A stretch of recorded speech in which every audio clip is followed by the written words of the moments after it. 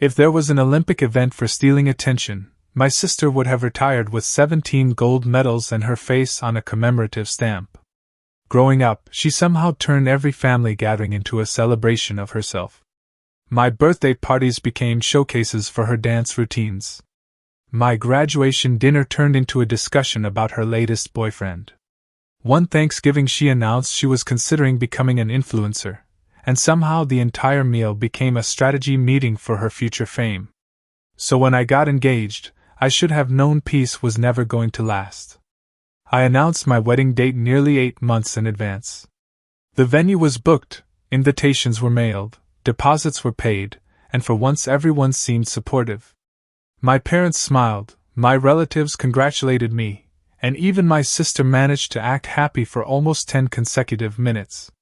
It was a family record. Then, 2 weeks before the wedding, she dropped her bombshell. She was engaged. Not only was she engaged, but she immediately planned an enormous engagement celebration. A live band. Caterers. Ice sculptures. Apparently she wanted a drone light show too, because regular human attention wasn't enough anymore. The best part? She scheduled it on the exact same day as my wedding.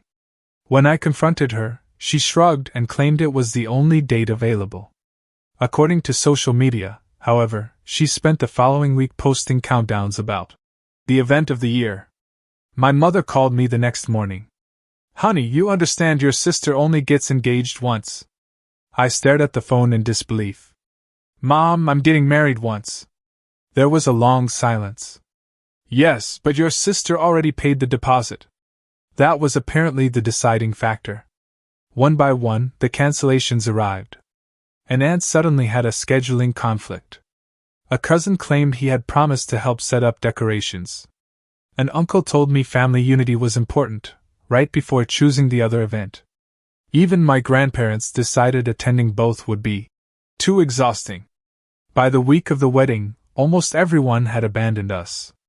I cried exactly once. Then my fiancé walked into the room carrying a plate of burnt cookies. "I made these to cheer you up." I looked at the blackened disasters. "They're on fire. Emotionally or literally?" A small flame appeared on one cookie. "Both." Despite everything, I laughed. That was his gift. Whenever life became ridiculous, he somehow made it funny. The wedding day arrived faster than I expected. The venue felt emptier than it should have. Rows of chairs sat vacant. Every empty seat felt like another reminder of where my family had chosen to be. But a handful of loyal friends showed up. They smiled. They celebrated. They treated us like we mattered. When I walked down the aisle, my fiancé looked at me like I was the only person in the universe. Suddenly the empty chairs didn't feel quite as important. His vows were awkward, heartfelt, and occasionally confusing. At one point he compared our relationship to interstellar navigation software. Nobody understood what he meant, including him. Yet somehow it was the sweetest thing I'd ever heard. When we finally said our vows and kissed, I realized something important. The people who truly cared were already there. Everyone else had simply revealed themselves. The reception was small but wonderful. We danced, laughed, and shared stories late into the evening. For the first time in years, I felt genuinely happy. As the night ended and guests began leaving, I noticed my husband step aside to answer his phone. Then another call came. And another. And another. His expression grew increasingly uncomfortable. The screen kept lighting up with unknown numbers.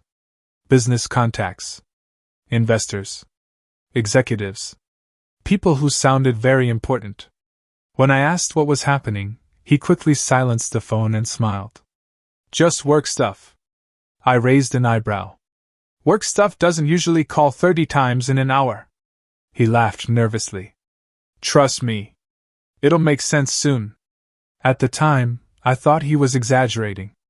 3 days later, the entire country would know exactly who he was. The first 3 days of marriage were surprisingly perfect. No family drama. No guilt trips. No passive-aggressive messages disguised as concern. It was just the two of us enjoying the quiet. Honestly, I should have been suspicious.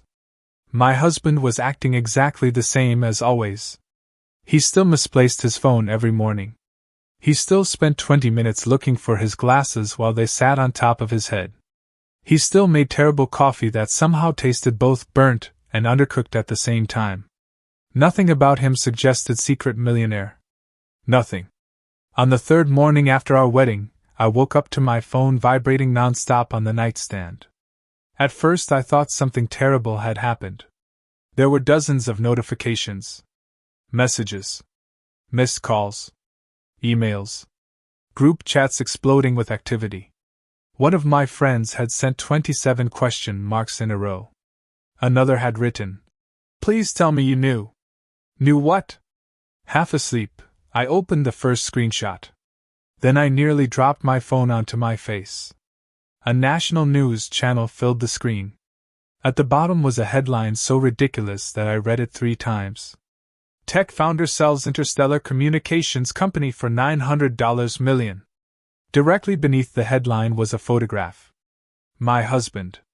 My awkward, forgetful husband. The same man who had recently asked me whether a dishwasher needed software updates. I sat straight up in bed. "What is this?" From the kitchen I heard him answer. "What is what?" I stormed into the room holding my phone. He looked up from breakfast. The television happened to be showing the exact same news report. For a brief moment we simply stared at each other. Then he slowly put down his spoon. "Oh? Oh?" I repeated. "That's your response? I was hoping the news would take longer." I almost choked. The reporter continued speaking. Apparently his company had developed breakthrough communication systems used between Earth and several newly allied alien colonies. The technology reduced transmission delays across enormous distances and revolutionized interplanetary business operations. The company had just been acquired in one of the largest tech deals of the year. $900 million.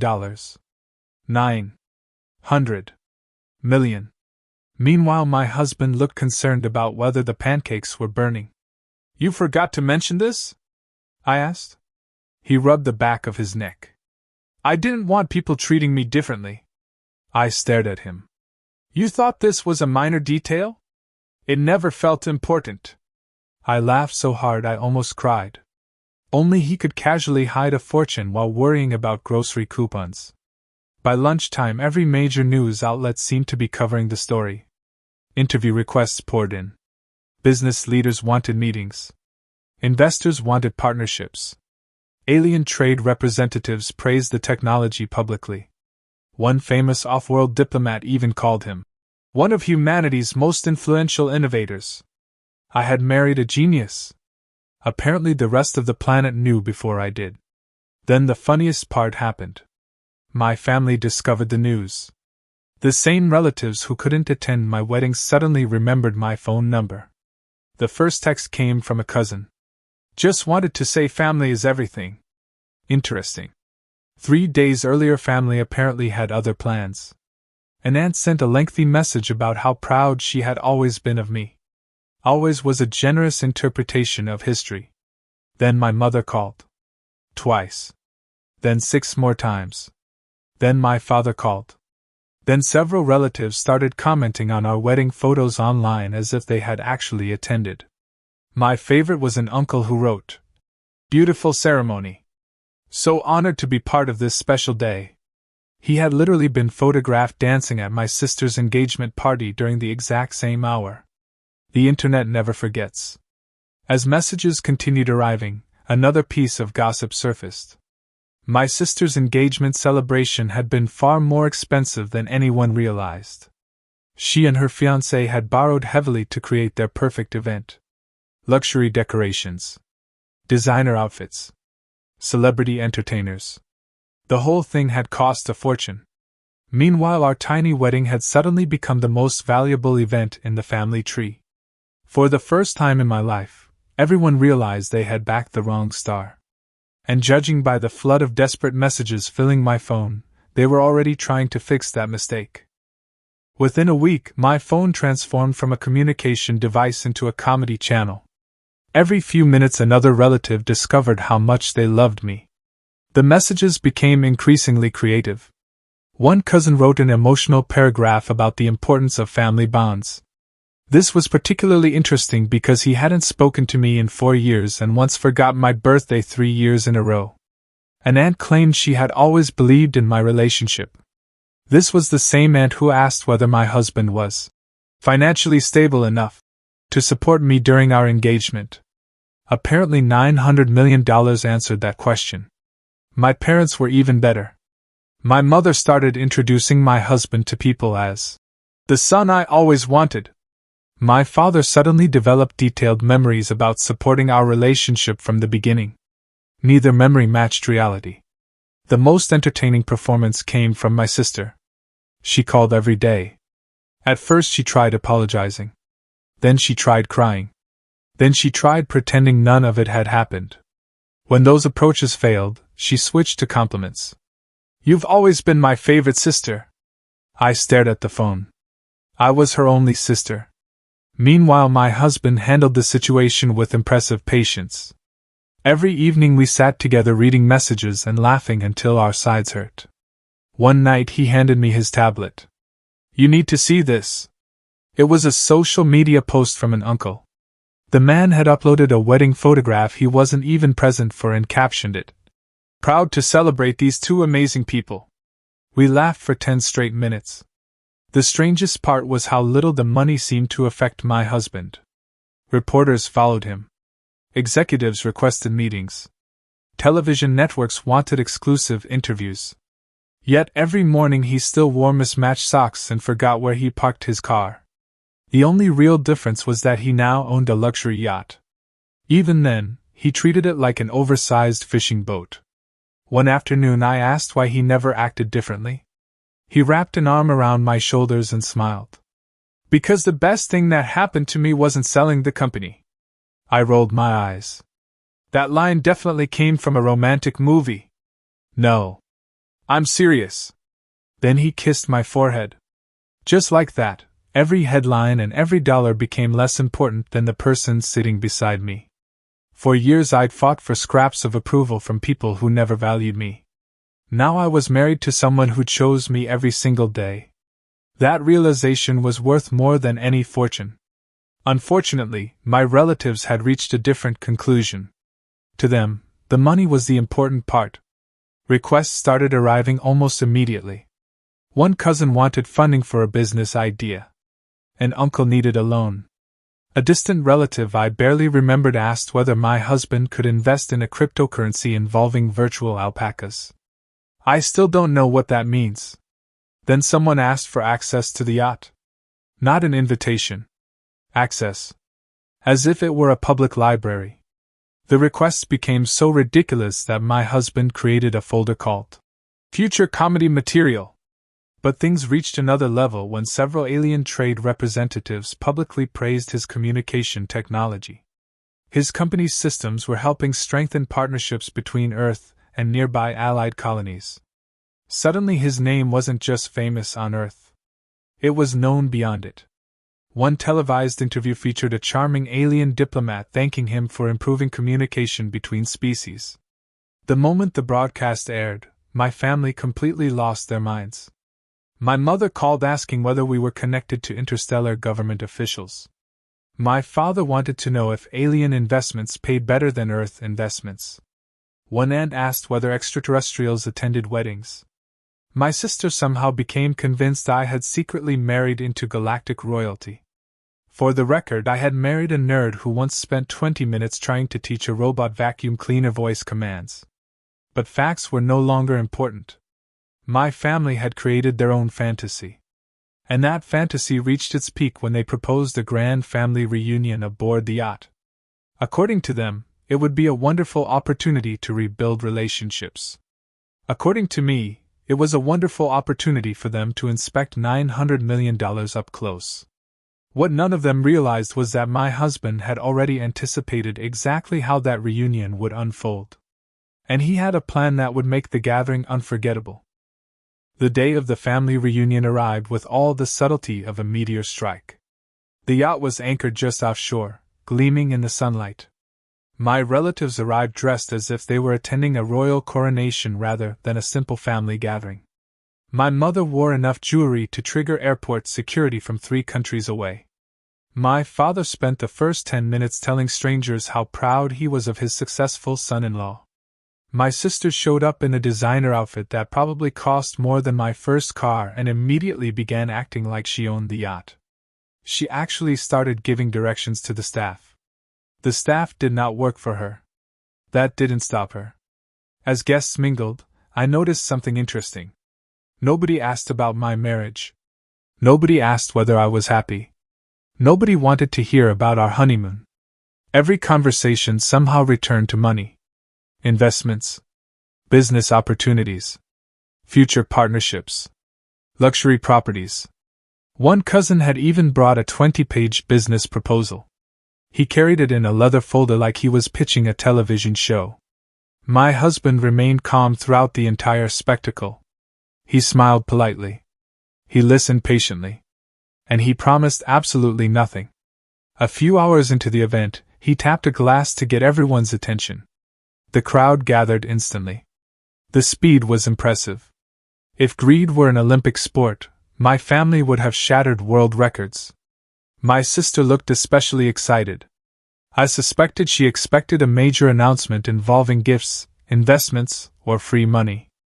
Instead, a large screen behind us lit up. A slideshow appeared. The first photograph showed our wedding ceremony. Then another appeared. Then another. Pictures of the friends who had attended. The people who had supported us. The people who had chosen us when nobody else did. My husband began thanking each of them individually. He spoke about loyalty. About kindness. About showing up when it mattered. Several of our friends looked genuinely touched. Then the next part began. Beside each wedding photo appeared screenshots. Text messages. Excuses. Last-minute cancellations. Social media posts from my sister's engagement party. One by one, every explanation my relatives had given was displayed for everyone to see. The silence became magnificent. My uncle suddenly found the ocean fascinating. My aunt examined her shoes. My father looked like he wanted to jump overboard. My sister appeared moments away from spontaneous combustion. I nearly laughed myself unconscious. The final slide displayed a simple message. Success doesn't reveal your real family. Hard times do. Nobody spoke for several seconds. Then one of our friends started clapping. Another joined in. Soon the entire group of people who had actually supported us were applauding. The relatives looked like students who had forgotten about a final exam. To make matters even better, several alien business partners were attending virtually through a live communication link. One alien diplomat watched the entire exchange before asking a question. Is this a traditional human comedy performance? The room exploded with laughter. Even my husband couldn't stop smiling. The diplomat later admitted he thought the whole presentation had been organized for entertainment. Honestly, he wasn't completely wrong. For the first time in years, I decided to say exactly what I felt. I thanked the people who had been there for us. Then I calmly explained how much it hurt when nearly everyone chose my sister's engagement party over my wedding. No yelling. No insults. Just honesty. That somehow made it hit harder. My parents looked genuinely ashamed. My sister tried defending herself, but nobody seemed interested anymore. The spotlight she spent her entire life chasing had finally moved elsewhere. Afterward came the moment everyone had really been waiting for. Requests. Loans. Investments. Business opportunities. My husband listened carefully. Then he politely declined every single one. No arguments. No drama. Just a simple no. The reactions were priceless. Some relatives looked shocked. Others looked offended. A few acted as though refusing to hand out millions was a personal betrayal. Meanwhile, the people who had actually supported us received something much more valuable. Friendship. Opportunities. Connections. Not because they expected rewards, but because they had proven they cared before the headlines appeared. Over the following months, life settled into something wonderfully normal. My sister's engagement eventually collapsed under the weight of endless attention-seeking and financial problems. My parents worked hard to repair our relationship. Slowly, things improved. Not perfectly, but honestly. As for my husband and me, we spent more time together than ever. Despite the fortune, despite the fame, despite the endless attention, he remained the same awkward man who lost his keys twice a week and made terrible coffee. And I loved him even more for it. One evening we stood together on the yacht watching the sunset disappear beyond the horizon. The ocean was calm. The world felt peaceful. He slipped an arm around my shoulders and smiled. Any regrets? I thought about the empty chairs at our wedding. The family drama. The betrayal. The headlines. The chaos. Then I looked at the man who had chosen me when nobody else did. Not a single one. In the end, the people who skipped my wedding spent months chasing wealth they could never reach. But I had already received the greatest prize the day I said yes. Not $900 million. Not fame. Not a luxury yacht. Just a partner who loved me before anyone knew his name. And somehow, that turned out to be worth everything.